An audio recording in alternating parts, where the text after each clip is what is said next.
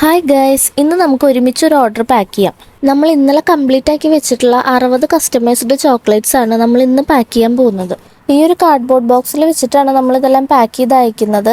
ഈ ഒരു ബോക്സ് ഞാൻ 50 എണ്ണത്തിന്റെ പീസായിട്ട് ആമസോണിൽ നിന്ന് പർച്ചേസ് ചെയ്തിട്ടുള്ളതാണ് കേട്ടോ. ഇതുപോലെ ചെറിയ ഐറ്റംസ് ഒക്കെ പാക്ക് ചെയ്യാനായിട്ട് ഈ ബോക്സ് ആണ് ഞാൻ യൂസ് ചെയ്യുന്നത്.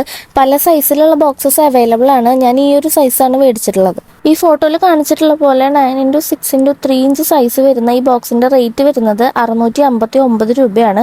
50 പീസാണ് അവൈലബിൾ ആയിട്ടുണ്ടാവുന്നത്. ആദ്യം ഞാൻ ഈ ബോക്സിനെ ഒന്ന് അറേഞ്ച് ചെയ്തതിന് ശേഷം ഒരു വൈറ്റ് പേപ്പർ താഴെ വിരിച്ചു കൊടുത്തിട്ടുണ്ട്.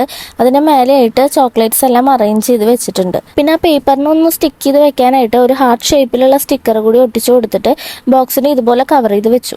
ഇനി അത് സേഫായി ഇരിക്കാൻ വേണ്ടിയിട്ട് ബോക്സിന്റെ രണ്ട് സൈഡിലും മിഡിലുമായിട്ട് ടേപ്പ് നന്നായിട്ട് ഒട്ടിച്ചു കൊടുത്തിട്ടുണ്ട്. ഇത് കൊറിയർ അയക്കാനുള്ള ഒരു പ്ലാനിങ്ങിലായിരുന്നു ഞാൻ പാക്ക് ചെയ്ത് തുടങ്ങിയത്. അപ്പോഴേക്കും കസ്റ്റമർ അഡ്രസ്സ് തന്നപ്പോൾ ഈ സ്ഥലം നമ്മുടെ അടുത്ത് തന്നെയാണ് വരുന്നത്. അതുകൊണ്ട് ഡയറക്റ്റ് കൊണ്ടുപോയി കൊടുക്കുകയാണ് ചെയ്തത്.